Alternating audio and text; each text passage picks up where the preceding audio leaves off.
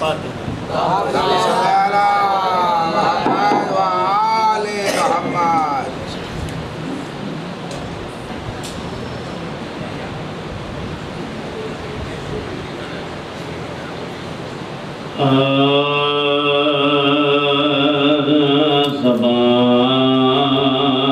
زبان پر مدھا ہے باغ علی کے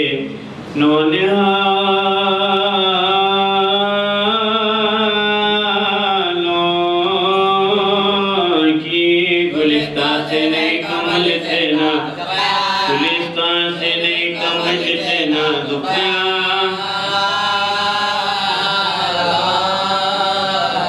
جگے جمولی شینے تو حاطف نے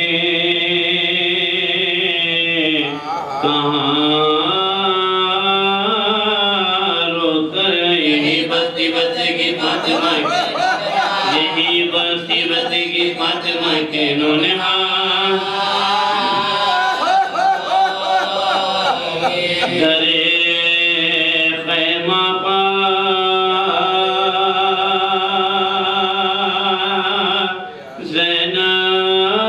زینب پیٹ کرے سر کوئی کہتی تھی ارے لوگوں خبر آئی نہ رہتے میرے نام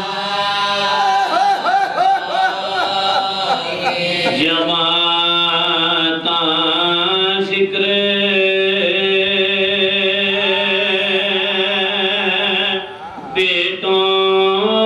بیٹوں کا تو زینب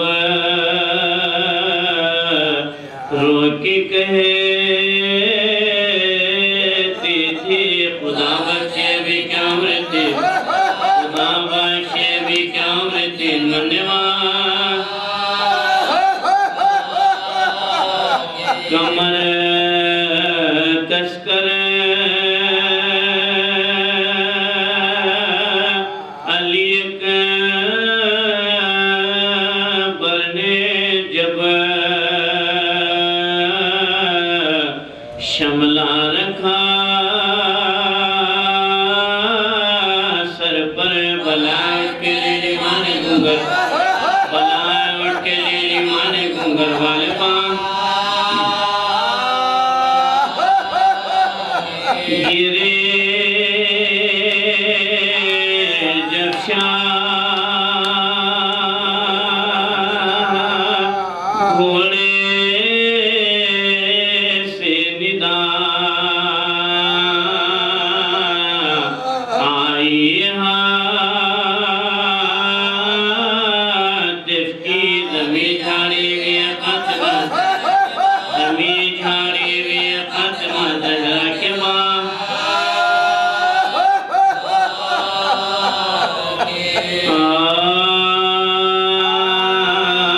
یہ ذکر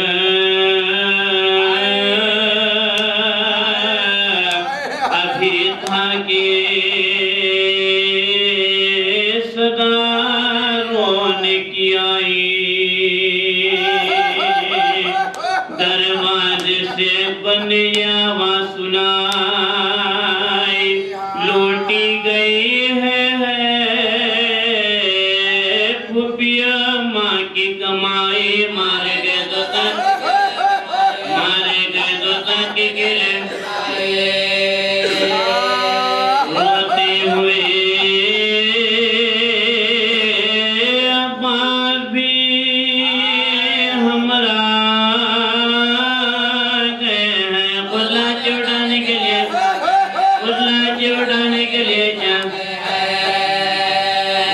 فضا کی صدائی کے پیٹنے والوں سب مل کے ارے میری خدا جی کو سنبھالو رو ہے کہ دربان و عالم کو بلا لو لوٹا گا گربہ کے زبان مختل سے حسین ابن علی لاتے ہیں لاشِ سیدانیہ دوڑی پجلا لاشوں کو شہدی صف ماتم پجلائے صبح اہل حرم پیتے روتے ہوئے آئے زینب نے نا فریاد کنے عشق بہائے بیٹھی رہ تردانے اگر لب خشک تھے موفقہ میں عشقوں سے ترتی نے اپنے بھائی کی لڑا جت موچھاتیوں پر کہ وہ ناشاد پکاری آرام میں ہو یا ہے غشی پیاس تاری ہوتا ہے بیاں شوق قیمت کا تمہاری تسلیم کرت بلے کونے سمجھی میں کہ باعث یہ بیداری شب کا پیارے ترخانے تعریف امام درکڑ عباس علمدار تنک ہم شکل نبی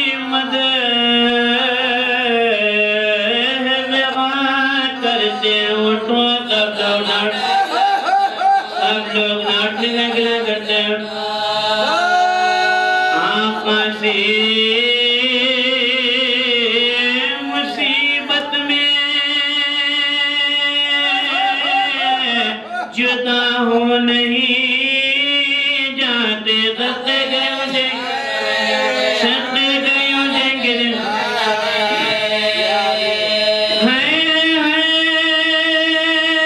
وہی رستہ تمہیں در پیش پیارو تم مرد ہو جرارو ہمت کو نہارو اب آنکھوں سے چھپ جا تیرے عرش کے تارو بچوں مجھے منزل کا بتا دے ویران میں یہاں گلشن ہستی میں رہو گے تم آجل کون کی بات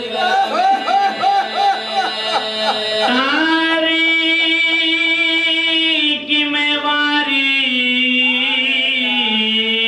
تمہیں نیند آئے گی کیوں کرے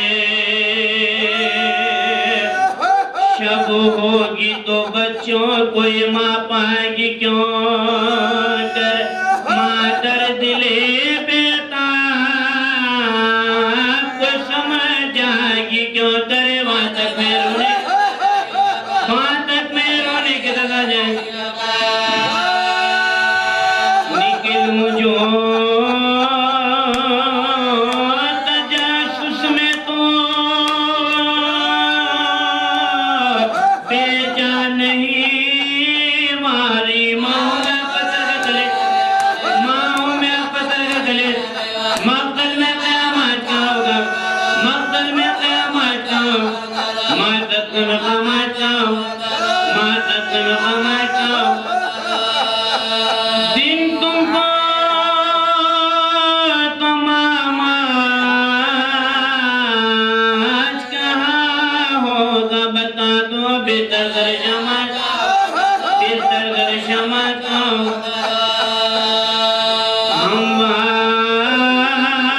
ہموار زمین شکے بچھونے کو ملے گی کیسی جگہ تمہیں سونے کو ملے گی ہمارا نہ تکیے ہے نہ راحت کا بچھونا دو بھائی ہو تم ایک جگہ رات کو سونا معلوم ہے چھوٹے کا تمہیں چوکے رونا ستے گئے غافل میرے بچے ستے گئے غافل میرے بچے بے ماں کے رونے میں ہو جاتی تھی اس کو پہلو میرا مثال نہیں لگتا تو پڑے چلے جا یہ بیان درد کے سن کرے ایک حشر تھا سیدانیاں جب پیٹتی تھی سر بانو نے کہا خبر کون سے رو کر مر جائے گی مولا ڈوب جائے مر جائے گی مولا ڈوب جائے پر زندوں کا غم خالق عالم نہ دکھائے اللہ کی جماعت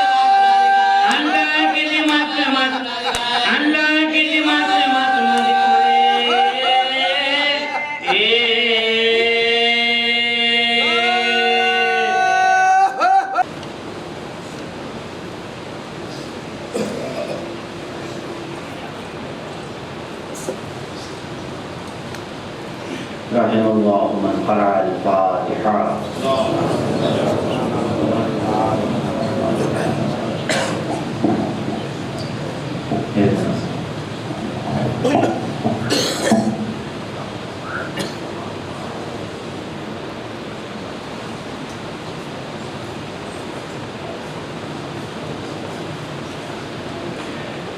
أعوذ بالله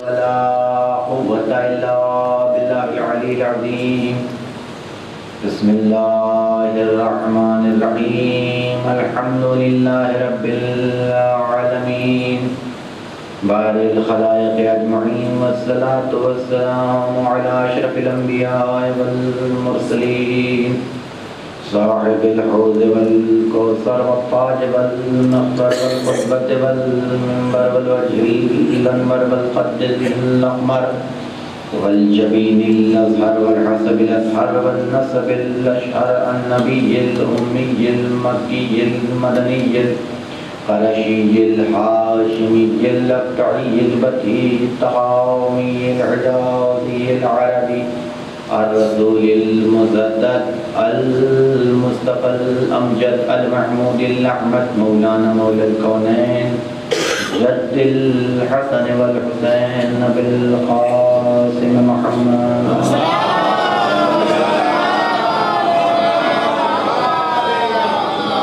وآله الطيبين الطاهرين المعصومين الداعين إلى سبيل الله بالحكمة وبالموعظة الحسنة سيما بقية الله الأعظم مولانا حجة ابن الحسن العسكري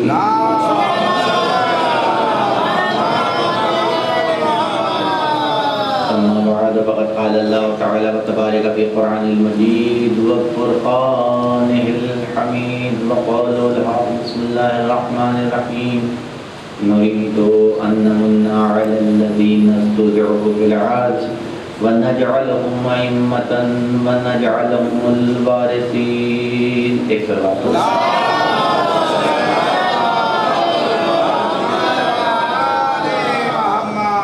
قصص کی یہ آیہ کریمہ جسے میں نے آپ کے سامنے اس اشرے کا موضوع قرار دیا ہے کہ جس میں خداوند عالم اپنے ارادے کا اظہار کرتے ہوئے ارشاد فرما رہا ہے کہ نريد أن نمن على الذين استضعفوا في الأرض، کہ اللہ احسان کرے گا، اللہ نعمت عطا کرے گا اور لوگوں کو کہ جن کو زمین کے اوپر ضعیف و کمزور کر دیا گیا ہے، جن کا کوئی مونس و مددگار نہیں ہے، جن کا کوئی مدد کرنے والا، جن کی کوئی نصرت کرنے والا، جن کی آواز پہ لبیک کہنے والا کوئی نہیں ہے.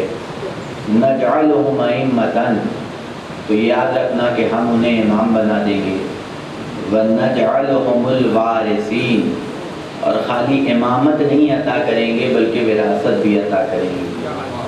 یہ دو جملے ہیں اور دو عہدے اور دو تحفے اس کو کہ جسے اس زمین پہ کمزور کر دیا گیا ہے اللہ دینے کی بات کر رہا ہے. ایک ہے امامت اور ایک ہے وراثت. اور ان دو جملوں کا اور ان دو تحفوں کا ذکر یکے بعد دیگرے آنا اس بات کی دلیل ہے کہ جس درجے کا تحفہ اور جو مرتبہ امامت کا ہے وہی مرتبہ وراثت کا بھی ہے. یعنی ان دونوں کے درمیان میں کوئی فرق نہیں پایا جا سکتا. یعنی جو لیول امامت کا ہے وہی لیول وراثت کا بھی ہے. یعنی یہ کسی ایسی وراثت کا ذکر ہو رہا ہے، یہ کسی ایسی وراثت کا تذکرہ ہو رہا ہے کہ جس کا تعلق مادیات سے نہیں ہے بلکہ معنویات سے ہے.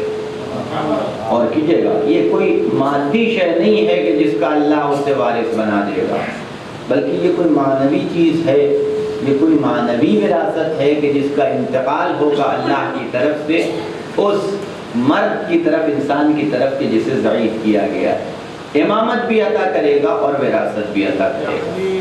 اب یہ امامت کون سا عہدہ ہے اور اس کا لیول کیا ہے، اس کا اسٹیٹس کیا ہے، اس کا مقام اور مرتبہ کیا ہے، تو اس کو سمجھنا ہے تو ایسے سمجھیے کہ بڑی آسان سی چیز ہے کہ جسے آپ 50 مرتبہ کیا سینکڑوں اور ہزاروں مرتبہ یہ سن چکے ہیں کہ امامت ہے کیا. تو قرآن نے ہی بیان کیا کہ امامت کیسا منصب ہے، کیسا عہدہ ہے، اس عہدے اور منصب کی عظمت کیا ہے، مقام کیا ہے. قرآن نے ہی بیان کیا ہے. کب؟ کہ جب ابراہیم کو منجنیق میں رکھ کر کے آگ میں پھینکا جا رہا تھا، تو آگ کہ جو ایک عرصے میں لگائی گئی تھی، کہ ایسا نہیں ہے کہ ایک ہی دن میں لکڑیاں جمع کر کے آگ لگا دی گئی ہو، اس میں ابراہیم کو ڈال دیا گیا ہو، نہیں، بلکہ ایک وقت لگا، ایک مدت لگی اور ایک زمانہ خرچ ہوا، لکڑیاں جمع کی گئیں، بلکہ منادی کی گئی تھی کہ ابراہیم کو جلانے کے لیے کون کون اس میں کنٹریبیوٹ کرنا چاہتا ہے. تو لوگ اپنے اپنے گھروں سے لا کے لکڑیاں حصے دار بن جائیں کہ وہ ڈال رہے تھے.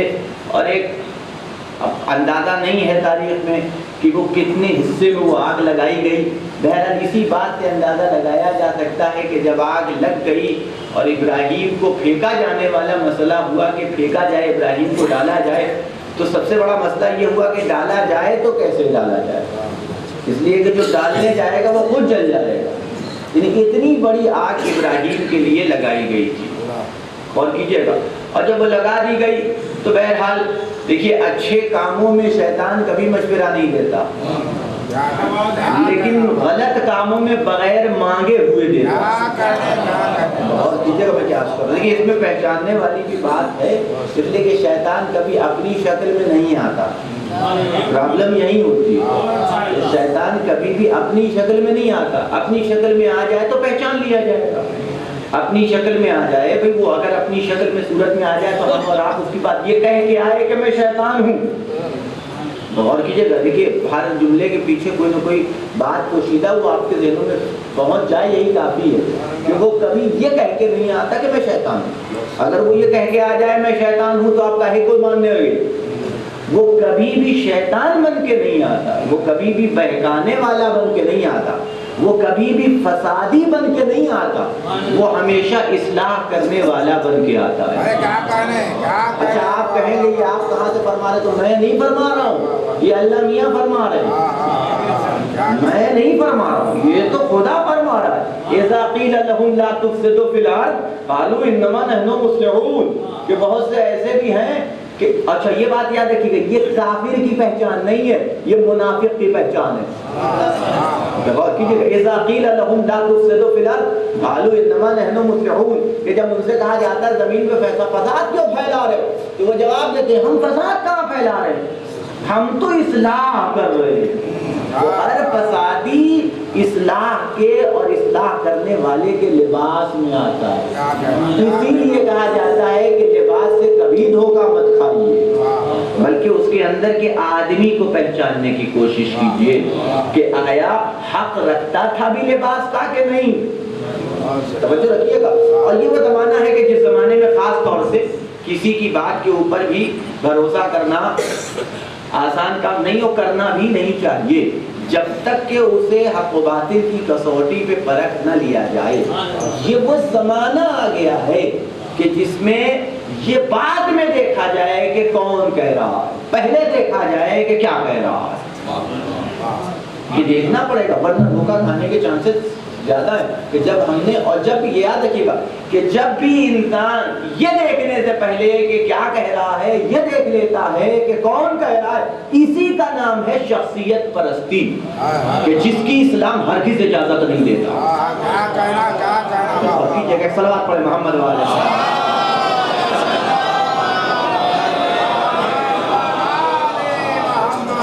وہی شیطان انسان کے بھیس میں آیا اور آ کر کے کہنے لگا کہ ہم بتاتے ہیں, اور اس وقت تک منجنیق بنانا کسی کو کوئی جانتا نہیں تھا. تو اس نے بتایا کہ کیسے بنائی جائے گی. منجنیق تیار کی گئی, اس میں جناب ابراہیم کو رکھا گیا, اب یہ پھینکا گیا. اب یہ آگ میں جلنا ابراہیم کا امتحان نہیں تھا, آگ میں پھینکا جانا ابراہیم کا امتحان نہیں تھا کہ وہ آگ میں پھینکا جا رہا ہے, یہ اتنا بڑا امتحان جناب ابراہیم پاس کر گئے. نہیں, ابراہیم کا امتحان نمرود نے نہیں لیا ہے. اور کیجئے گا, ابراہیم کا امتحان جبریل نے لیا ہے. اور کیجئے گا, میں کیا کروں, ابراہیم کا امتحان نمرود نے نہیں لیا, ابراہیم کا اصل امتحان تو جبریل نے لیا. کہ جب پھینکا جا رہا تھا اور وہاں بار بار ابراہیم کے پاس آنے والا جبریل ایک مرتبہ تڑپ گیا کہ جل جائیں گے ابراہیم, میرے معبود اجازت دے میں مدد کے لیے جاؤں. کہا جاؤ اگر قبول کر لے. آئے جبریل اور راستے ہی میں ہے اور سوال کیا ابراہیم کوئی حاجت ہے. یہ امتحان تھا ابراہیم کا, اور وہ ابراہیم کا تاریخی جملہ ہے مگر تم سے نہیں ہے. یہ ایک جملہ قدرت کو اتنا بھا گیا کہ قدرت نے آواز دی انی جاعلک للناس اماما. ایک صلوات پڑھ دے محمد والے.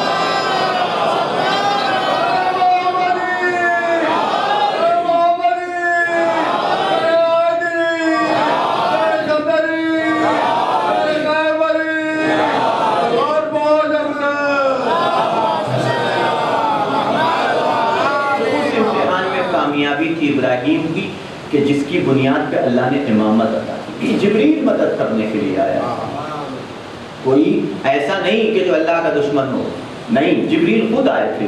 لیکن یہ ایک جملہ بھی جو ہے نا, وہ جبریل کا سوال کرنا کہ کوئی حاجت ہے, یہ سوال کرنا ہی آیا تھا اللہ ہی کی طرف سے نا, اسی کا نام ہے نبوت و امامت. کہ وہ زیرکی, کہ یہ جو سوال کرنا, اس کے جب یہ تاریخ کی باتیں نہیں ہیں. میں یہ نہیں کہہ رہا ہوں کہ یہ تاریخ کے اندر یہ جو بات میں کہہ رہا ہوں یہ کہہ لیجیے واقعی کی حلاجی ہے. کوئی ضروری نہیں ہے کہ آپ میری بات سے متفق ہیں, کوئی ضروری نہیں ہے کہ میری بات سے آپ متفق ہیں. لیکن آپ تصور کیجئے کہ جو بات سمجھ میں آتی ہے کہ آنے والا جبریل اللہ ہی کی طرف سے تو آ رہا تھا, اور پہلی بار نہیں آ رہا تھا, بار بار آ چکا حکم لے کر, اور جتنی مرتبہ آیا ہے حکم پروردگار سے آیا. غور کیجیے گا. لیکن اس مرتبہ جب جبریل پہنچے اور جبریل ابراہیم یہ بھی جانتے کہ اللہ جب بھی کچھ کرتا ہے تو وسیلے سے کرتا ہے, سبب سے کرتا ہے. اسی لیے اس کے صفات و کمالات اور اس کے ناموں میں سے ایک نام ہے مسبب الاسباب. اور کیجیے گا بغیر سبب کے آسمان سے کچھ نہیں ٹپکتا جب تک کہ اللہ سبب نہ بنا لے, جب تک کہ اللہ رابطہ نہ پیدا کر لے. وہ رابطہ پیدا کرتا ہے, وہ سبب پیدا کرتا ہے, دیتا خود ہے مگر وسیلے سے, عطا خود کرتا ہے مگر ذریعے سے, عطا خود کرتا ہے مگر واسطے سے. تو آنے والا جبریل پہلی مرتبہ نہیں آ رہا تھا, بار بار آ چکا تھا, لیکن اس مرتبہ آ کے وہ جو ایک سوال, کوئی حاجت ہے, غور کیجئے گا, اس ایک سوال میں جبریل کے ابراہیم, اس ایک سوال پہ جبریل کے ابراہیم سمجھ گئے کہ مرضی پروردگار کچھ اور ہے, ورنہ یہ پوچھتا نہیں, یہ سوال نہیں کرتا کہ کوئی حاجت ہے. توجہ رکھیے گا, اس لیے کہ وہ ادھر سے اجازت لے کر کے جب آ جائے نا تو نبی سے اجازت کی ضرورت نہیں پڑتی. یہ پوچھنا سمجھ گئے کہ اس کا مطلب کہ مرضی پروردگار کچھ اور فوراً وہی جواب دیا کہ جو مرضی پروردگار کا ہے مگر تم سے نہیں ہے. ادھر ابراہیم کی زبان سے یہ جملہ نکلا, اللہ نے ہر واسطے کو عطا کر دیا. آواتی یا نار کونی بردن و سلاما. مقام پہ پہنچ جائے نا, جب اس منزل پہ پہنچ جائے تو آواز ہے یا نار کونی بردن, اے آگ ٹھنڈی ہو جا, اے آگ ٹھنڈی ہو جا. لیکن خالی ٹھنڈی ہو جا نہیں, جب ٹیمپریچر بہت زیادہ بڑھ جاتا ہے تو بھی انسان کے لیے نقصان دہ, جب بہت زیادہ گھٹ جائے تو بھی انسان کے جان کا خطرہ ہے, خون کے جمنے کا خطرہ ہے, رگوں کے پھٹنے کا خطرہ ہے, انسان کی موت کا خطرہ ہے. لہذا اللہ نے جو لفظ بردن و سلاما, ایسی ٹھنڈی کہ جو ابراہیم کے لیے سلامتی کا باعث بنی. ایک صلوات پڑھ دے محمد وآلہ.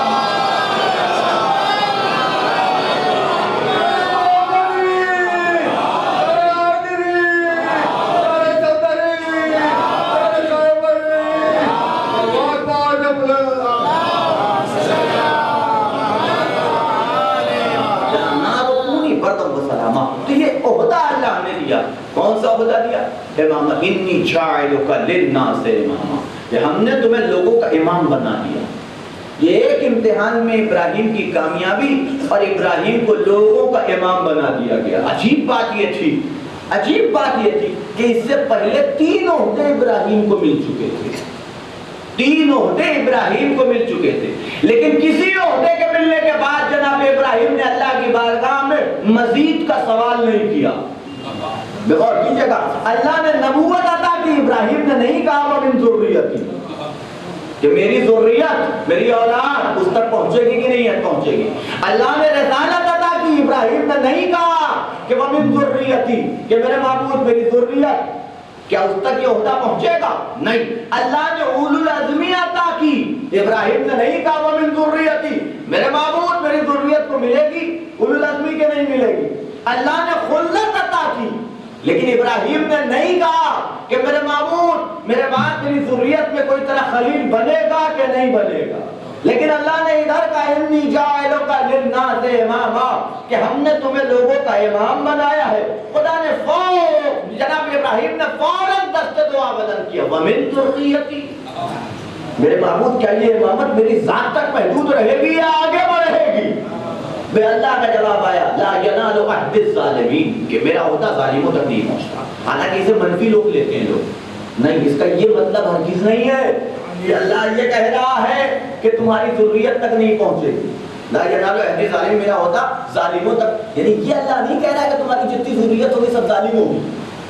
مفہوم یہی نکالتے ہیں نا لوگ, ترجمے میں یہ ہے وَمِن ذُرِّيَّتِي, تم تک, تمہاری ذریت تک نہیں پہنچے گی. مفہوم یہی نکالا جاتا ہے, لا ینال عہد الظالمین, میرا عہدہ ظالموں تک نہیں پہنچے گا. اور کیجئے گا, بلکہ خدا بتانا یہ چاہتا ہے, ہاں پہنچے گا مگر ظالموں تک نہیں پہنچے گا. اور کیجئے گا, میرا عہدہ پہنچے گا مگر ظالموں تک. اب آپ تصور کیجئے گا, اب جب لفظ ظالم آ جائے تو جب ظالم لفظ ظالم ہمارے ذہن میں آتا ہے تو ایک طرف ہمارا تبادل ذہنی جاتا ہے، ہماری فکر صرف ایک طرف ٹریول کرتی ہے کہ ظالم کا مطلب کیا ہے، کسی پہ ظلم کرنے والا، کسی کا چھین لینے والا، کسی کا غصب کر لینے والا، کسی کو مارنے پیٹنے والا. یہی ہے نا ظلم کا مفہوم ہمارے اور آپ کے نزدیک. لفظ سے ظلم آ جائے تو نہیں، جس کے رتبے ہے سوا اس کو سوا مشکل ہے. ہر ایک کے لیول کے اعتبار سے ظلم بھی الگ الگ ہے. اور کیجر میں کیا عرض کر رہا ہوں، جیسے کسی کو مارنا پیٹنا ظلم ہے، جیسے کسی کا غصب کر لینا ظلم ہے، جیسے کسی کا برا بھلا کہنا ظلم ہے، ویسے ہی کسی معاملے میں کچھ، جیسے ہمارے اور آپ کے لیے ظلم کی فہرست یہی آئے، لیکن جب رتبہ بلند ہوا اور منصب الہی تک پہنچی بات، تو اب خالی گناہ ظلم نہیں ہوگا بلکہ ترک اولا بھی ظلم بن جائے گا. بات ہی نہیں کر رہا تو آپ یہ سوچے کہ مولانا کہاں لے کے چلے، نہیں، میں قرآن ہی پڑھ رہا ہوں. اور ہماری اور آپ کی بات ہو تو ترک اولا ہمارے اور آپ کے لیے ظلم نہیں ہے، لیکن جب بات عصمت کی آ جائے، جب اللہ کے منصب کی آ جائے تو ترک اولا بھی ظلم ہو جائے گا. یہ میں نہیں کہہ رہا ہوں، یہ آدم کہہ رہے ہیں کہ جب جنت سے نکالا گیا ایک ترک اولا کی بنیاد پہ تو ہاتھوں کو بلند کر کے آواز دی، ربنا ظلمنا انفسنا، اے میرے معبود ہم نے اپنے نفسوں پہ ظلم کیا. یہ آدم کا جملہ قرآن مجید ہے. یہ فطرے کا مطلب کیا ہوا کہ ترک اولا بھی ایک معصوم کے لیے اتنی بڑی سزا کا باعث بن جاتا ہے کہ اسے جنت سے نکال کے زمین پہ بھیج دیا جائے. ربنا ظلمنا انفسنا، یہ میرے معبود ہم نے اپنے نفسوں پہ ظلم کیا، ترک اولا بھی ظلم بن جائے گا. اب یہ جو خدا کہہ رہا ہے لا ینال عہد الظالمین، اس کا مطلب کیا ہے؟ گنہگار کیا یہ ہوتا ہے امامت کسی ترک اولا کرنے والے تک بھی نہیں پہنچتا. کیا ہے اگر اس سے ترک اولا بھی سرزد ہو رہا ہے تو یہ عہدہ امامت اس تک نہیں پہنچ سکتا. یہ مفہوم ہے لا ینال عہد الظالمین، یہ مفہوم ہے لا ینال عہد الظالمین. اور کیجئے گا تو اب خدا نے یہ امامت عطا کی جناب، تو اسٹیٹس سمجھ میں آ گیا امامت کا کہ لیول کیا ہے امامت کا، مرتبہ کیا ہے امامت کا. خدا کہہ رہا وَنَجْعَلُهُمْ أَئِمَّةً کہ ہم انہیں امام بنائیں گے، ہم انہیں امام بنائیں گے. اچھا جب امام بنائیں گے تو امام بنا کے دے گا کیا، اس کا پاور کیا ہوگا، اس کا اختیار کیا. عہدے کی عظمت سمجھ میں آ گئی، لیکن بڑے بڑے عہدے ہیں جو تشریفاتی ہوا کرتی ہیں، ہے بہت بڑا ہوتا مگر اختیار کچھ بھی نہیں، پاور کچھ بھی نہیں. بہت توجہ رکھیے گا، جو خالی صرف وہ عہدے جو ہیں وہ آنر کے طور پہ دے دیے جاتے ہیں لیکن پاور نہیں ہوتا، اختیار نہیں ہوتا. کچھ دیکھنے کی ضرورت نہیں، ہندوستان کے پریزیڈنٹ کو دیکھ لیجیے.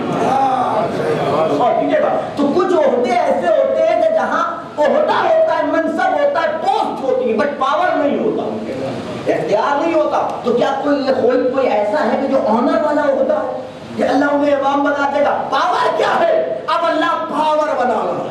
یہ سوچو امام کا پاور کیا ہے، اسے اختیار کیا دیتے ہیں؟ اسے اختیار یہ دیتے ہیں کہ کل شیء احصیناہ فی امام مبین.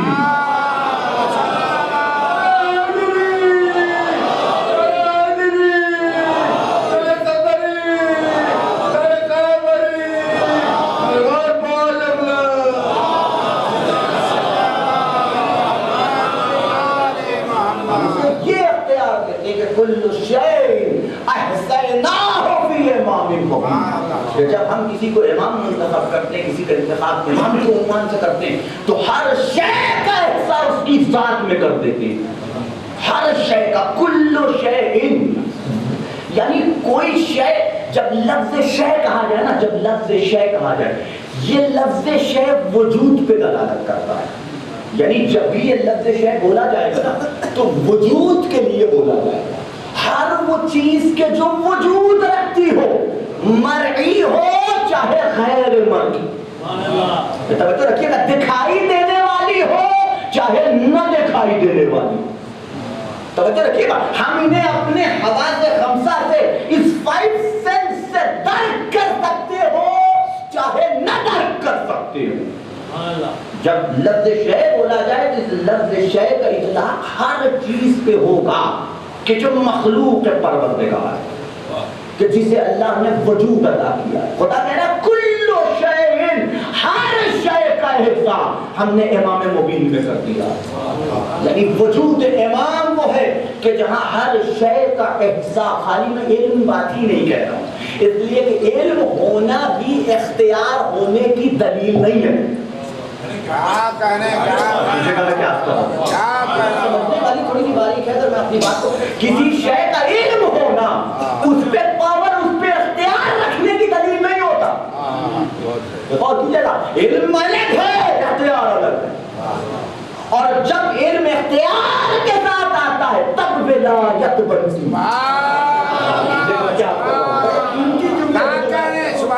علم اختیار کے ساتھ جمع ہوتا ہے تب ولایت ترتیب پاتی ہے. تب اسے ولی کہا جاتا ہے، تب وہ ولایت کا حامل کہلاتا ہے. کل شیء، اسی لیے اللہ نے یہ نہیں کہا کہ کل شیء ہم نے ہر شے کو جمع کر دیا ہے. اور کی جگہ نہیں، کل شیء احصیناہ، ہم نے ہر شے کا احصاء کر دیا. یعنی اس کے دائرہ اختیار میں ہم نے ہر شے کو رکھ دیا. کل شیء احصیناہ فی امام مبین ہے نا. یہ احصیناہ جو ہے یہ لفظ، اس سے آپ پڑھتے قرآن مجید کی آیت ہے، ہم سے اور آپ سے خطاب ہو گئے. ہم کو بھی ایک چیلنج کیا گیا اسی سینٹنس کے ساتھ، ان تعدوا نعمت اللہ لا تحصوها. یہی چیلنج ہے کہ اگر تم ہماری نعمتوں کو گننا چاہو تو احصاء نہیں کر سکتے. اور کیجئے گا وہی سینٹنس یہاں کے اوپر دیے، کل شیء احصیناہ. دونوں کا فرق سمجھ میں آ رہا ہے.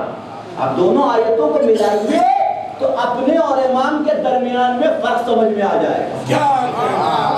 ان دونوں آیتوں کو خالی آپ ملا کے وہاں ہم کو چیلنج کر رہا ہے کہ ان تعدوا نعمت اللہ لا تحصوها، کہ تم میری نعمتوں کو خالی گننا، خالی گننا، اگر گننا چاہو تو احصاء نہیں کر سکتے.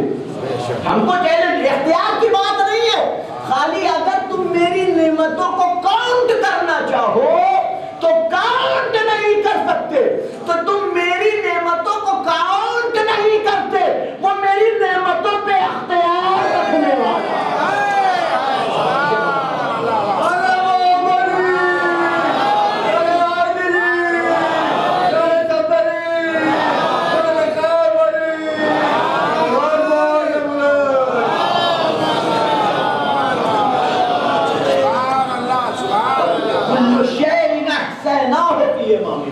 ہم نے ہر شے کا حصہ امام مبین کی ذات میں کر دیا. اب یہ قرآن ہے کہ یہ پاور بتایا جائے. اچھا ایک آیت اور ذرا اور کہ جہاں سے راستے الگ الگ ہوتے ہیں، راستے مسلمانوں کے الگ الگ. ایک آیت اور ہے صرف اسی کی طرح ملتی جلتی، وہ امام مبین کے حوالے سے نہیں ہے. مشہور آیت ہے وہ بھی، وَلَا رَطْبٍ وَلَا يَابِسٍ إِلَّا فِي كِتَابٍ مُبِينٍ. غور کیجئے گا کہ کوئی خشک تر ایسا نہیں ہے کہ جو کتاب مبین میں. غور کیجئے گا وہاں امام مبین، یہاں کتاب مبین. یہ قافیہ بتا رہا ہے کہ دونوں میں رشتہ ہے.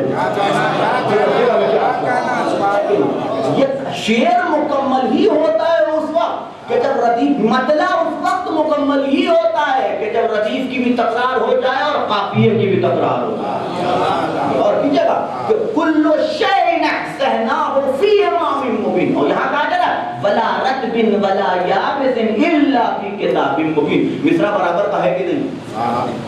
اور کیجئے گا یہ انتخاب الفاظ کا بتا رہا ہے کہ کوئی نہ کوئی رب پایا جاتا ہے. اب یہ قرآن کے بارے میں کوئی خشک تر ایسا نہیں ہے، کوئی خشک تر ایسا نہیں ہے کہ جس کا علم کتاب مبین کے اندر، جس جو کتاب مبین میں نہ ہو. کوئی خشک تر ایسا نہیں ہے کہ جو کتاب مبین میں نہ پایا جائے. وہاں امام مبین کے حوالے سے چیلنج کہ کل شیء احصیناہ فی امام مبین، کہ ہم نے ہر شے کا حصہ امام مبین میں رکھ دیا. یہاں کتاب مبین کے حوالے سے چیلنج کر رہا خدا کہ ولا رب ولا یابس الا فی کتاب. دونوں چیلنج ہے. تو اب اس کا مطلب کیا ہوا؟ دونوں کے پاس ہے تو اس کے پاس چلے جائیں گے یا اس کے پاس چلے جائیں گے. غور کیجیے گا جب دونوں کے پاس ہے تو کیا ضروری ہے کہ ایک ہی کے پاس جایا جائے؟ دونوں کے پاس ہے، دونوں کے پاس چلے جائیں گے.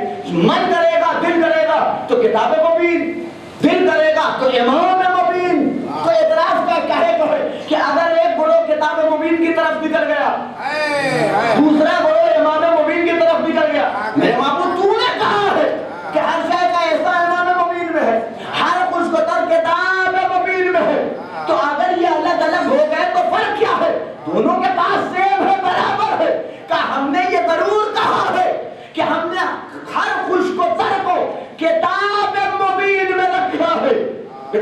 رکھیے گا ہم نے ہر خشک و تر کو کتاب مبین میں رکھا ہے، لیکن اس کے ساتھ ساتھ یہ بھی کہہ دیا ہے کہ ثم اورثنا الکتاب علی الذین اصطفینا، کہ ہم نے اس کتاب کا وارث اسے بنایا ہے کہ جسے ہم نے منتخب کیا ہے۔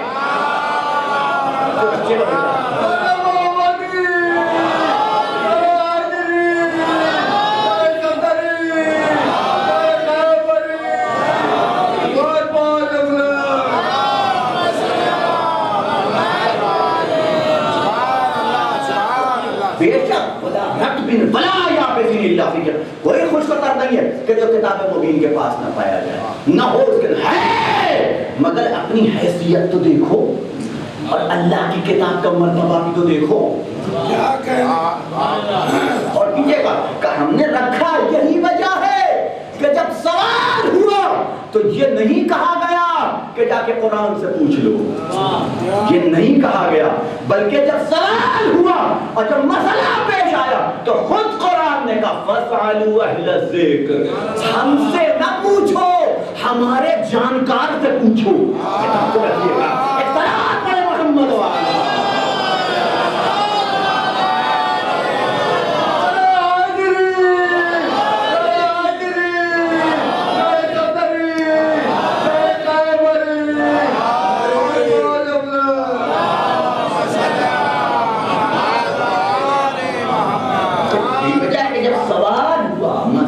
پیش آئے، سوالات درپیش ہوئے، مسائل آئے، اور جب حل کرنے کے لیے قرآن کے پاس پہنچے تو قرآن بے ساختہ آواز دیتا ہوا نظر آئے، ہمارے پاس کہاں چلے آئے؟ فَاسْأَلُوا أَهْلَ الذِّكْرِ إِن كُنتُمْ لَا تَعْلَمُونَ، ہم سے کہاں پوچھ رہے ہو؟ اگر نہیں جانتے ہو تو اہل ذکر سے، قرآن ذکر ہے اور یہ اہل ذکر ہے، ان سے پوچھو، ان کے سامنے اپنا ظانوِ ادب طے کرو، ان سے پوچھو، ان سے سوال کرو، تو قرآن کے اسرار و معارف تم تک پہنچیں گے۔ بس اہل ذکر۔ اور عزیزان کرام یہی وجہ، دیکھیے بڑی عجیب بات ہے، جہاں تک میں لے کر کے آنا چاہتا تھا وہ تھوڑا سا ہٹ رہا ہوں اور جملے مترادف ہے، چونکہ بات آ گئی ہے تو اسے مکمل کر دوں۔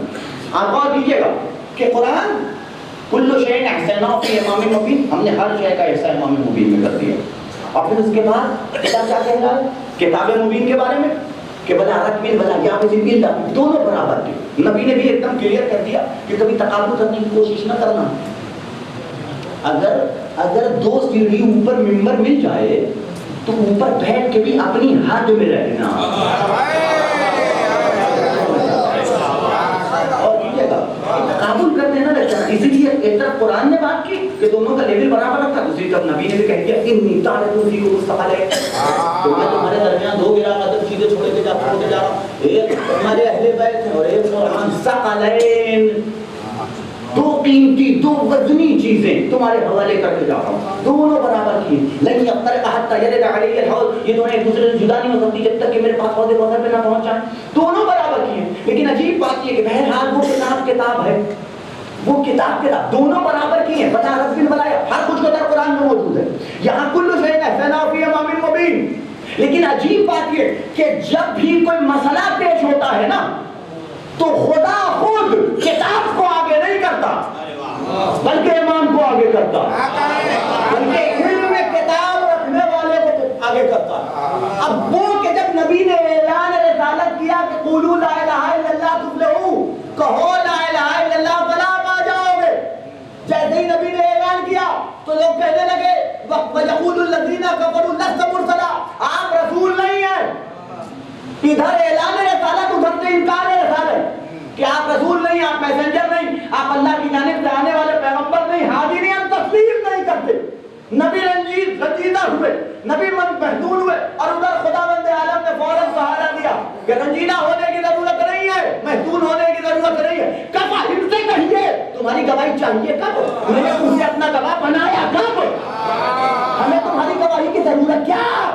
میں تم سے گواہی نہیں مانگ رہا ہوں، میں تم سے منوا رہا ہوں، میں اپنا گواہ ان سے کہہ دیجئے قل کفا باللہ شہیدا بینی و بینکم ومن عنده علم الکتاب۔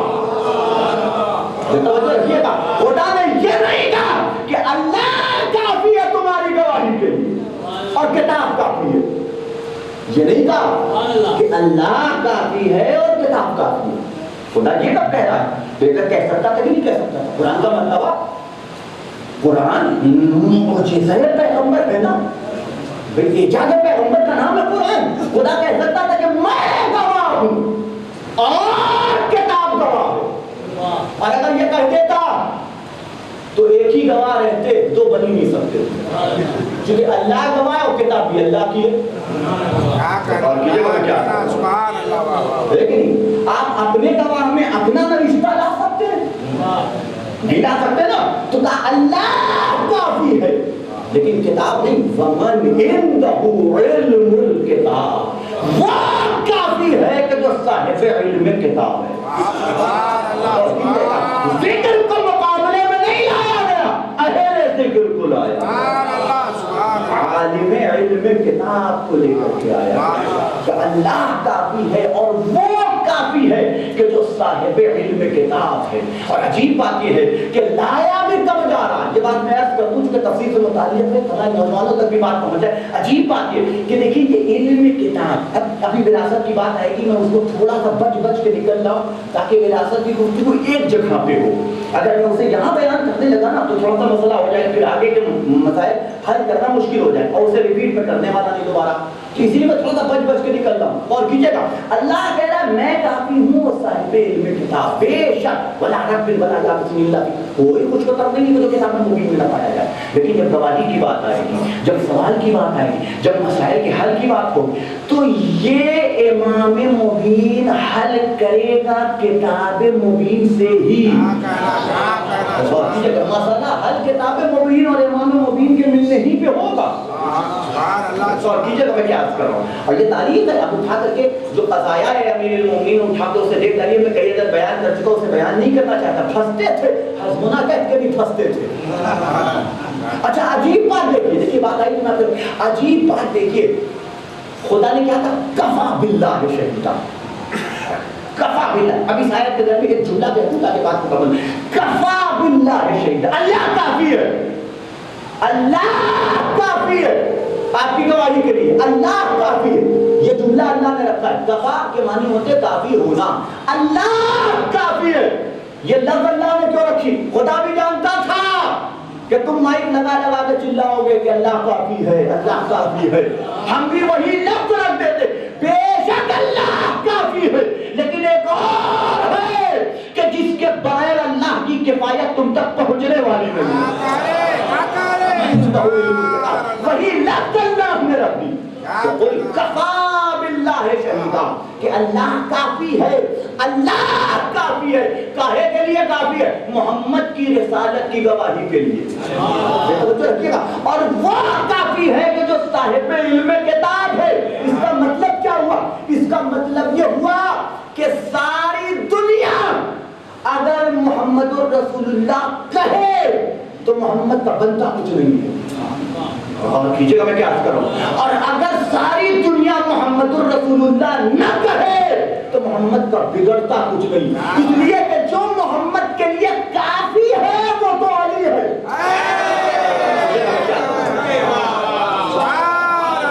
علی کی کافی کہتے کس کو؟ کافی کہتے کس کو؟ کافی اسے کہتے ہیں کہ جو اگر تھوڑا سا ضرورت سے زیادہ ہو جائے تو کافی نہ رہے, بلکہ زائد پر ضرورت ہو جائے. اور کیجیے گا, یعنی جتنی ضرورت ہے اتنا ہی ہو تو کافی ہے. اگر تھوڑا سا بڑھ جائے تو زائد پر ضرورت ہو جائے, کافی نہیں رہے گا. اور اگر جتنی ضرورت اس سے تھوڑا سا کم ہو جائے تو ضرورت سے کم ہو جائے تب بھی کافی نہیں رہے گا. کافی اسی وقت ہوگا کہ جتنی ضرورت ہے. تو رکھیے گا, اب علی کی شہادت کے پاور کو سمجھیے, توجہ رکھیے گا. پورے خلق کی شہادت ایک طرف اور علی کی شہادت ایک طرف, پوری خلق کی گواہی ایک طرف اور علی کی گواہی ایک طرف. کیوں؟ اس لیے کہ یہ رسول کے لیے کافی ہے اللہ کے ساتھ. اور کیجیے گا کیا اب زائد پر ضرورت کی کوئی گنجائش نہیں ہے.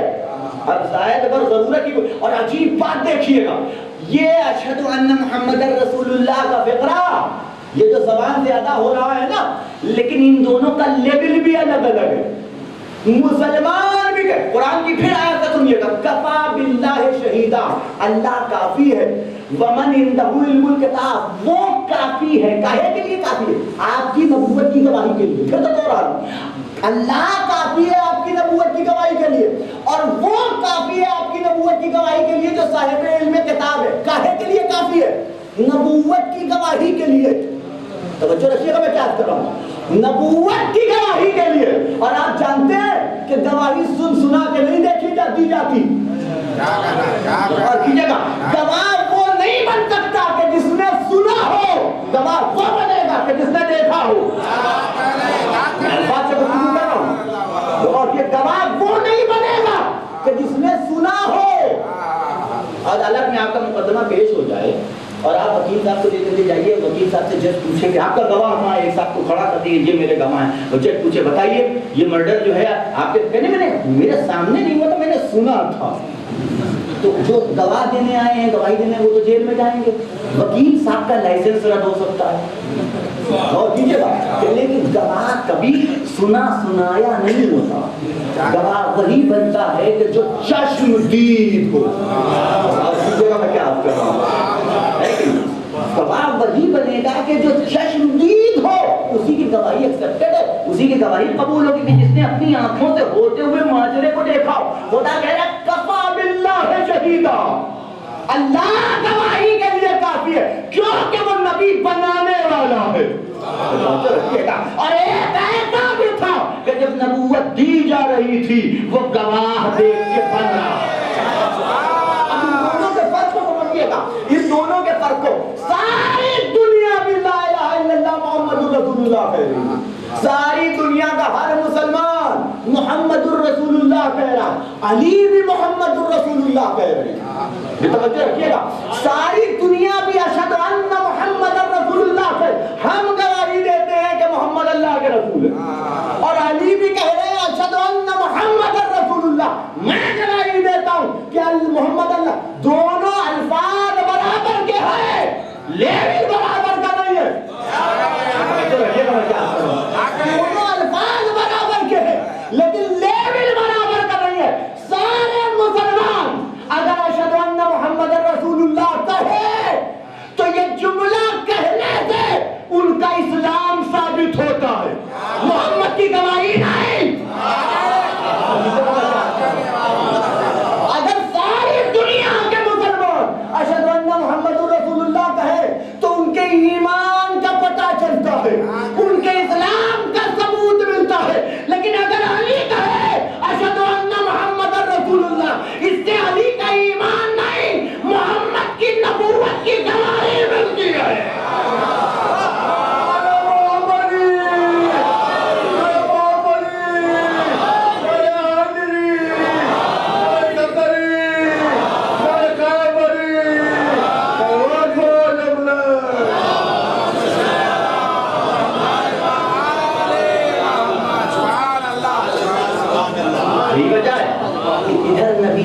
کہا کہ کنت نبیًا آدم بین الماء والطین، کہ وہ اس وقت بھی نبی تھا کہ جب آدم آب و گل کے درمیان ہو. تو فوراً مولا کائنات کی زبان سے بھی کنت ولیًا، اس وقت ولی تھا کہ جب ابھی آدم آب و گل کے درمیان تھے.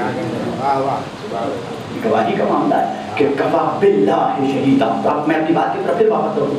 تو اب آپ غور کیجیے گا، تو یہ تینوں چاروں آیاتوں کو بیان کر کے دیکھیے کیا نتیجہ نکل کے آتا ہے کہ اللہ امامت کسے عطا کر رہا، کل شیء احصیناہ فی امام مبین، کہ ہم اسے امام بنائیں گے کہ جس کے اندر ہم نے ہر چیز کا، کل شیء، ہر شے کا احصاء کر دیا. آپ دیکھیے میں فلسفے پہ آ جاؤں، اس لفظ شے کے معنی کہیں سے کہیں پہنچ جائیں اور میں وہ دینا نہیں چاہتا. آپ جانتے ہیں معصومیت کا چھٹے ماں کرتا ہوں کہ علم میں بھی تقیہ کرو. غور کیجیے گا، علم میں بھی تقیہ کرو. یہ نہیں ہے کہ جتنا جان لو سب اوپر ہو، نہیں، قے کرنے کی اجازت نہیں دی. علم میں بھی تقیہ، یعنی کیا مطلب؟ اور یہ دیکھیے پھر کوئی آپ بات کہیں گے کہ میں کبھی قابلیت طبیعت نہیں کرتا جب تک معصوم کے الفاظ سے کوئی مجھے مدد نہ مل جائے. کیا بات ہے، کیا کہنا سبحان اللہ. یہ اور بات ہے، الفاظ میں اپنے انداز میں اپنی باتوں میں کہتا ہوں کیونکہ مجھے ہر ایک تک بات کو پہنچانا ہوتا ہے. لہٰذا وہ ایک دم بالکل نیچے کی سطح پہ آ کے ایک دم کامن الفاظ میں، معمولی الفاظ میں، معمولی مثالوں کے ذریعے سے بات کو پہنچانے کی کوشش کرتا ہوں تاکہ ہر ایک تک کیا فائدہ کہ یہاں آپ بیٹھی اور سر کے اوپر سے جائے. کیا فائدہ میں اوپر بیٹھ کے بکتا رہوں کسی کے سمجھ ہی میں نہ آئے تو ایسی وجہ سے فائدہ کیا بھائی کہ آپ کتنے بھی قابل ہو جب آپ کی قابلیت کا فائدہ دوسرے کو نہیں پہنچ رہا ہے تو آپ ہمیں کیا فائدہ بھائی، ہمیں کیا فائدہ؟ تو فائدہ اسی وقت پہنچے گا. اور اسی لیے مولا کائنات نے کہا کہ کلم الناس علی قدر عقولہم، اسی کا نام ہے تقیہ. یہ جملہ ہی تقیہ کو بتا رہا ہے کہ کلم الناس علی قدر، اپنے لیول سے بات نہ کرو، لوگوں کے لیول سے بات. یہ تقیہ کہ آپ جو جانتے ہیں وہ نہیں بیان کر رہے ہیں بلکہ آپ لوگوں کے لیول سے بیان کر رہے ہیں. اور یہی وجہ ہے کہ اس کی بہت سی مثالیں مل جائیں گی. جناب سلمان آ کر کے مولا کائنات سے کہتے ہیں کہ مولا جو کچھ آپ کی زبان سے مل گیا، آپ سے مجھ تک مل گیا، وہ مل پہنچ گیا. اب میں ڈھونڈ رہا ہوں کہ کوئی اہل مل جائے تو کوئی مل نہیں جائے. آپ سوچیں اس دور میں نہیں مل رہا تھا سلمان کو، اس دور میں اردو بھی نہیں آتی. آپ غور کیجیے گا، ایک بات پڑھے محمد والا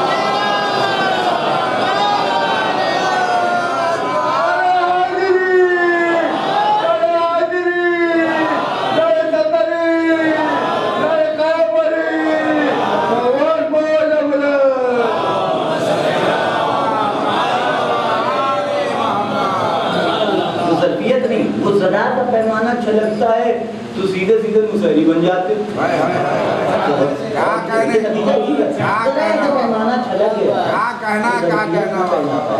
تو معلوم ہوا کہ راستے سے بھٹک گئے، کسی اور طرف نکل لیے. وہ راستہ ہی چھوڑ دیا کہ جو راستہ علی کا راستہ تھا اور اہل بیت کا راستہ تھا. غور کیجیے گا تو وہ ذرا سا بہت احتیاط کرنی پڑتی ہے. وہ اسی لیے بہت سی چیزیں ہیں کہ جس کے بارے میں علماء نے تاکید کی ہے کہ یہ منبر سے بیان نہیں ہونی چاہیے، ہے حقیقت، لیکن ابھی لوگوں کا ہاضمہ اتنا مضبوط نہیں ہے کہ ان مطالب کو، ان معارف کو ہضم کر سکتے. بہت کیجیے گا نہیں ہضم کر سکتے، لہٰذا اسے بیان نہیں ہونا چاہیے، اسے پردہ ڈالنا نہیں ہے. اسی لیے کہا گیا تھا یہ جو فقرہ ہے خالی منفی معنی میں نہیں ہے بلکہ مثبت معنی میں. یہ جملہ کہا گیا تھا نا، یہ مولا کائنات کا رسول خدا کا جملہ ہے کہ علی کے فضائل کو دشمنوں نے دشمنی میں چھپایا، دوستوں نے دوستی میں چھپایا. یہ جو دشمنوں نے دشمنی میں چھپایا یہ تو سمجھ میں آتا ہے کہ عداوت کی چھپاتے تھے کہیں آشکار نہ ہو. یہ دوست کو چھپا رہے تھے. اگر کوئی جان کے خوف سے ہے کیسا جان کا خوف، کیسا جان کا خوف؟ کل نفس ذائقۃ الموت پہ ایمان رکھنے والے، لیکن انا للہ و انا الیہ راجعون کا ورد کرنے والے، ہر جنگ میں شرکت کر، انہیں کون سا موت کا خوف ہے؟ انہیں کون سا ڈر ہے کہ علی کو کوئی قتل نہ کر جائے؟ اگر مولا کائنات انہیں بھی پتا ہے کہ ایسے تو کوئی قتل ہی نہیں کر سکتا، بس ایک ہی آپشن تھا قتل علی کا، صرف ایک آپشن تھا، وہ تھا سجدہ.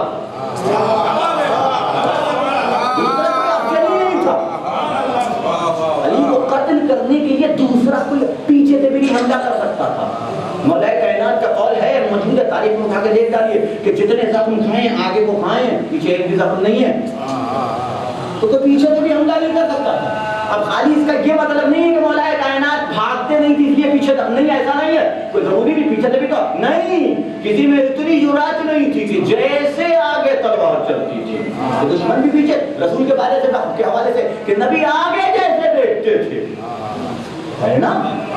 بہت کیجیے کہ بیان کرتے ہوئے تو 50 مرتبہ آپ کے سنی ہوئی بات آتی ہے کہ جو اس کے حوالے سے اور کیجیے گا تو علی کے قتل کرنے کا، علی کو شہید کرنے کا بس ایک آپشن تھا کہ جس کو ابن ملجم نے اختیار کیا کہ سجدے کے عالم میں، چونکہ وہ دیکھ چکا تھا کہ جب کھڑے ہو کے، اور کیجیے گا جب کھڑے ہو کے قیام کے حالت میں نماز میں اتنی مہدیت ہے کہ پاؤں سے تیر نکال لیا کہ پتہ نہ چلے. قیام میں جبکہ یہ نماز کا ترین رکن نہیں ہے، یہ ابتدائی نماز ہے، اور پورے ارکان میں اعلیٰ ترین رکن ہے سجدہ۔ تو جب وہاں اتنی نماز میں محبیت ہے تو سجدے میں کیسی محبیت ہے؟ اسی لیے انتخاب کیا گیا تھا سجدے کا۔ اسی لیے بعد میں کہا ہے کہ جتنا دوست نہیں پہچانتے تھے علی کو اتنا دشمن جانتے تھے۔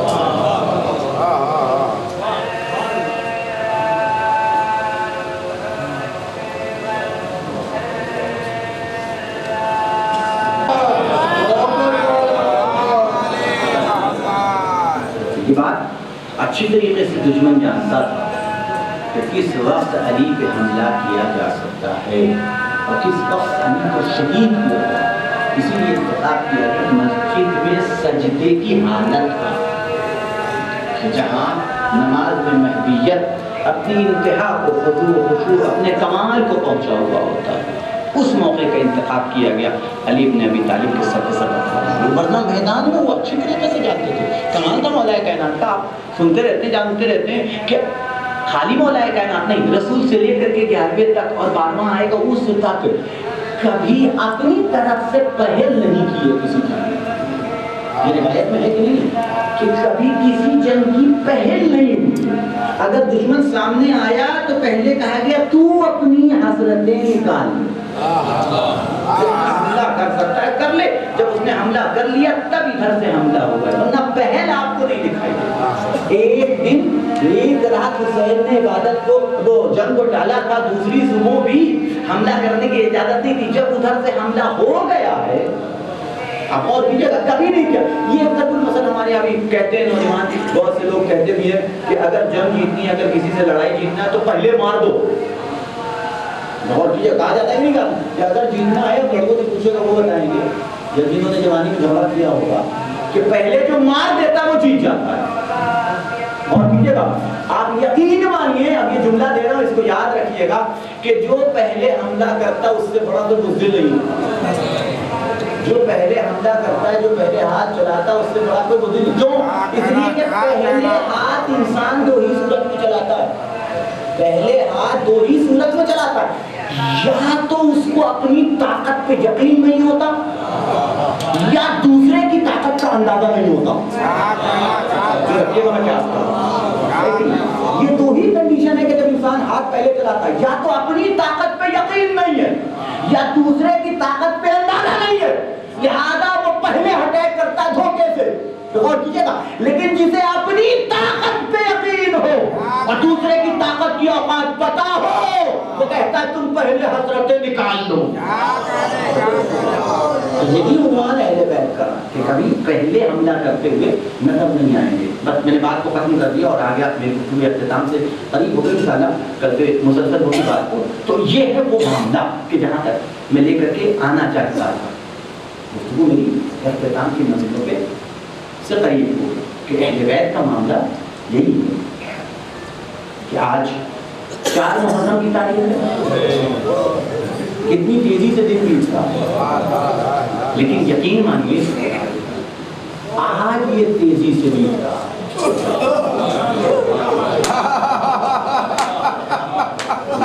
کربلا ہوئی تھی نا، اہل بیت کے لیے ایک ایک دن ہزار سال کا۔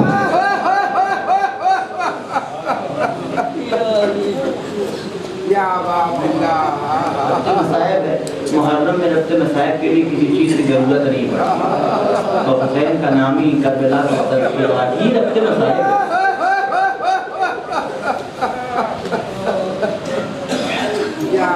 4 محرم عموماً اس تاریخ میں تذکرہ کیا جاتا ہے جناب زینب کبریٰ ثانیہ زہرا کے لاڈلے جناب مولانا محمد، 2 شہزادے کہ جنہیں بی بی اپنے ساتھ کربلا لے گئی اور کن منتوں سے لے کے آئی کہ جب قافلہ روانہ ہو رہا تھا مدینے سے،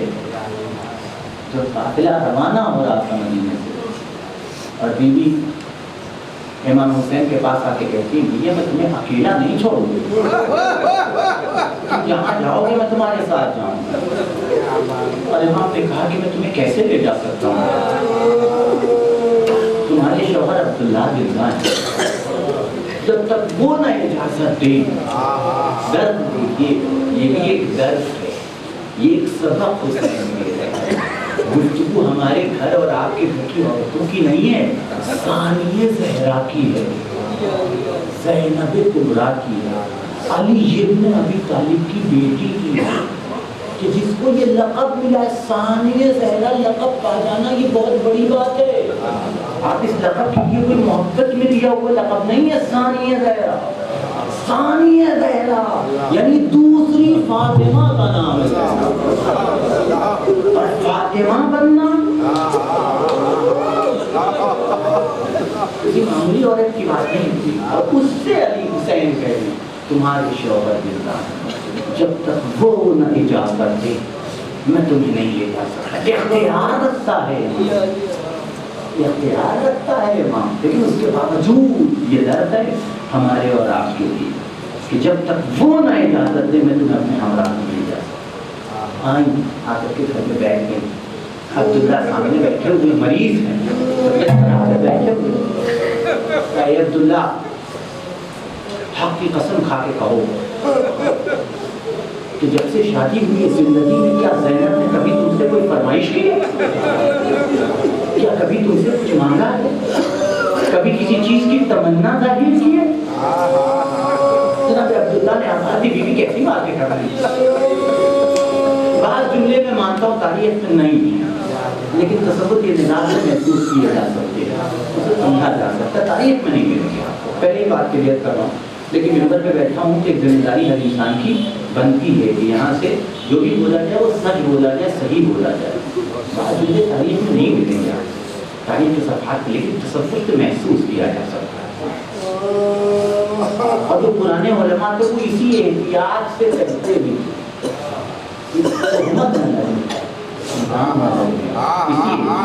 ابھی اور بات ہے کہ وہ احتیاط آج ختم ہو چکی ہے۔ آپ غور کیجیے، کیا نہیں کچھ نہیں مانگا کہ آج ایک تمنا زینب کر رہی ہے کہ بی بی جلد فرمائیں، کیا تم جانتے ہو حسین مدینہ چھوڑ، تم یہ بھی جانتے ہو کہ میں نے کبھی بھی اپنے ماجائے کو اکیلا نہیں چھوڑا، اجازت دو کہ میں بھی اپنے ماجائے کے ساتھ عبداللہ نے آواز دی، بھی اجازت ہے، ہمیں کون سا حق ہے کہ ہم آپ کو روکیں؟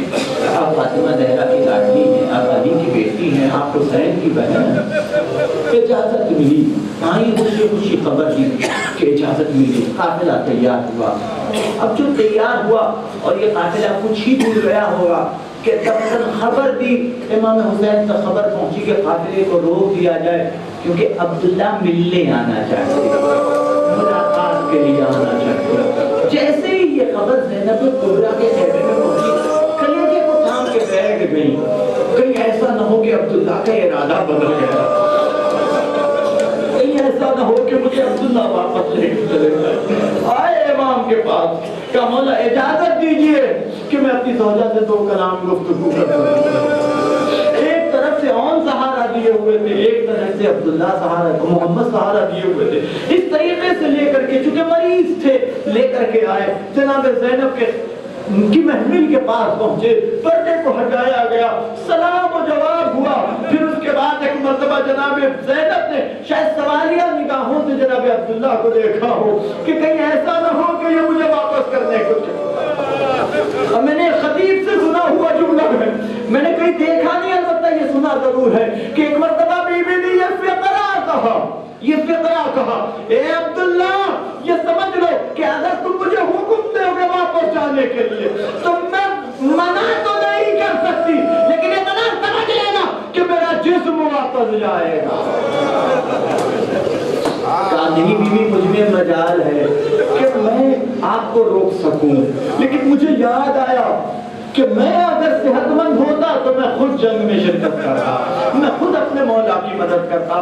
آج صحت میں میرے ساتھ میری ساتھ نہیں دے رہی ہے. طبیعت خرابی کی بنیاد پہ جہاد میرے اوپر تو ثابت ہے, لیکن کوئی تو ہو کہ جو میری طرف سے جہاد پیش کرے, جو میری طرف سے قربانی دے. اے بی بی ان دونوں بچوں کو لیتی جائیے, ایک کو اپنی طرف سے قربان کر دیجیے گا, ایک کو میری طرف سے قربان.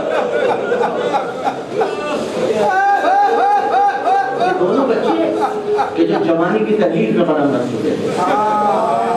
جناب زینب کے بچے تو چھوٹے بچے نہیں تھے. تاریخ اگر پڑھیے گا تو کسی حد تک عمر بھی جناب اون محمد کی تاریخ میں مل جائے گی آپ کو. ایسا نہیں ہے کہ چھوٹے چھوٹے بچے ہوتے, نہیں, ہرگز ایسا نہیں. جناب زینب امام حسین سے کچھ ہی سال چھوٹی تھی, کچھ ہی سال. اب اسے تاریخ سے نکالیے گا تو جناب اون محمد کی عمر ایسی ہے کہ نوجوانی کا عالم, نوجوانی کا عالم جناب اون محمد کا. چھوٹے چھوٹے بچے نہیں, چھوٹے بچے نہیں, سہارا دے کے باپ کو لے آئے. اتنے بڑے ہو گئے تھے کہ عباس ان کے استاد تھے. عباس نے فن جنگ سے آراستہ کیا تھا, ان کو سکھایا تھا کہ کیسے لڑا جائے. ہاں, جب کربلا کا بن آیا, یہ دونوں بھانجے بار بار ماموں کی خدمت میں آتے کہ مولا اب اجازت دیجیے, مولا اب مجھے مرنے کی اجازت دیجیے. بار بار حسین واپس کر دیتے, میں کیسے اجازت دے دوں, تمہارے بابا عبداللہ مریض ہیں, میں کیسے اجازت دوں, تم تو میری گود کے پالے ہوئے ہو. جب کئی مرتبہ ہوا آئے ماں کے پاس شکوا کیا, ماموں اجازت نہیں دیتے, مولا اجازت نہیں دیتے, آقا اجازت نہیں دیتے. بس میں گفتگو کو ختم کر رہا ہوں. زینب کی سفارش پہ ان دونوں بچوں کو اجازت ملی, آئے میدان کربلا میں. لیکن ادھر سے اون محمد چلے. اب عزیز و تصور کیجئے گا, آج عباس کی استادی کا امتحان تھا. استاد نے انہیں فن جنگ سے آراستہ کیا تھا, عباس نے انہیں لڑنا سکھایا تھا. ایک طرف سے اون حملہ کر رہے تھے, ایک طرف سے محمد حملہ کر رہے تھے. عباس ایک ایک کو شاباشی دے رہے تھے, مبارک ہو میں کو سر کر رہے ہو, مبارک ہو محمد میں اپنا سرے کو سر کر رہے ہو. لڑتے لڑتے ایک موقع وہ بھی آیا کہ عباس کی اور نظروں سے دونوں شہزادے روشن ہوئے اور صدا میں ایک آواز گونجی, یا موت لکھنی, اے مولا نظر کو آؤ, حسین نے کرسی چھوڑی. شہزادوں کی قبر پہ پہنچے, لاش پہ پہنچے, اپنے ہاتھوں پہ لاش کو اٹھایا, لے کر کے آئے ہیں. یہ بڑا سخت مرحلہ ہے. ایک ماں کے حوالے اس کے جوان بیٹے کی لاش کا تھا, لیکن اتنا اعتماد تھا حسین کو زینب پہ, اتنا اعتماد تھا حسین کو زینب پہ کہ رکے نہیں. حسین سیدھے خیمے میں آ گئے, لا کے قبر کو, لا کے لاش کو زمین کے اوپر رکھ دیا, اور ہمارا سلام ہو کربلا کی ان ماؤں کو. تاریخ میں لکھا ہے کہ بیوی کی آنکھوں سے آنسو نہیں کیے, بیوی نے گریہ نہیں کیا, پیشانی کو زمین کے اوپر رکھا اور آواز بلند کی, شکر اللہ میرے محبوب سے, اللہ شکر. نہیں روئی زینب, گریہ نہیں کیا زینب, بس میں نے بات کو ختم کر دیا. آخری نہیں روئی زینب. کربلا میں ایک شہید ہوتا, قاتل کی لاش آئی, ماں بن کے زینب نے ماتم کیا. علی اصغر کا لاشا آیا, ماں بن کے زینب نے ماتم کیا. عباس کا لاشا آیا, عباس کا علم آیا, عباس کی شہادت کی خبر ملی, زینب نے ویسے ہی ماتم کیا. علی اکبر کا لاشا آیا, زینب نے ماں بن کے, جتنا لیلا ماتم کر رہی تھی اتنا زینب ماتم کر رہی تھی. اپنی گود میں پالا تھا, کیسے نہ ماتم کرنا. حسین کے سر و تن میں جدائی ڈالی گئی. 11 محرم کو قافلہ روانہ ہوا. تاریخ میں لکھا ہے کہ جب اونٹ سے بیویوں نے اپنے آپ کو گرایا ہے تو زینب اون محمد کے لاشے کی طرف نہیں گئی, اپنے بھائی کی لاش کو تلاش کرتی تھی, حسین کی لاش کے اوپر. یہ ماتم کیا زینب نے. رہائی کا موقع آیا اور اجازت مانگی کہ ایک مقام مکان خالی کر دیا جائے، مجھے اپنے ماجائے کا ماتم کرنا ہے. مکان خالی کیا گیا، سب کے سر آئے، ہر ایک سر پہ ماتم کیا، ہر ایک شہید پہ گریا کیا. حسین کا سر آیا آغوش میں لے کر کے بیٹھ گئے، لیکن اون محمد کا سر آیا تو ایسے ہی رکھا. زینب نے ماتم کر دیا، زینب نے گریا. ہاں البتہ جب یہ قافلہ چھوٹ کے مدینے پہنچا اور جناب عبداللہ بیوی کو لینے کے لیے آئے اور اپنے گھر میں داخل ہوئی ہے اور وہ بستر میں لگائے کہ جس پہ اوپر آرام کرتے تھے. بیوی بڑی بڑھ گئی، اے اللہ اپنی ماں کو معاف کرنا، آج میں تم پہ معاف کرے گی.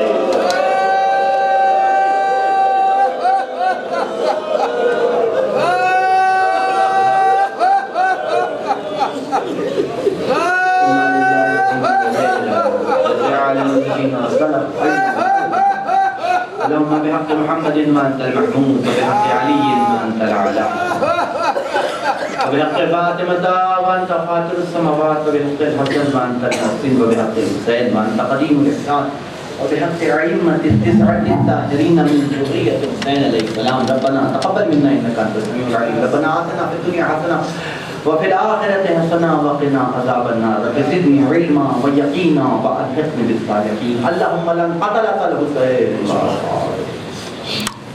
یا ابن رسول اللہ، السلام علیکم یا ابن امیر المومنین و ابن سید الوسیم، السلام علیکم یا ابن فاطمة الزہراء سیدۃ النساء العالمین، السلام علیکم یا ابو الفضل عباس یا ابن امیر المومنین، السلام علیکم یا شہداء کربلا جمیعا ورحمۃ اللہ وبرکاتہ، السلام علیکم یا غریب الغرباء، السلام علیکم یا معین الضعفاء والفقراء، السلطان ابو الحسن علی ابن موسیٰ رضا رحمۃ اللہ وبرکاتہ، السلام علیکم یا صاحب العصر والزمان، علمان علمان علمان، السلام علیکم یا شریک القرآن خلیفۃ الرحمن امام الانسی والجان، اجل اللہ تعالی فرجت وسهل اللہ تعالی مخرجت ودورت ورحمۃ اللہ وبرکاتہ.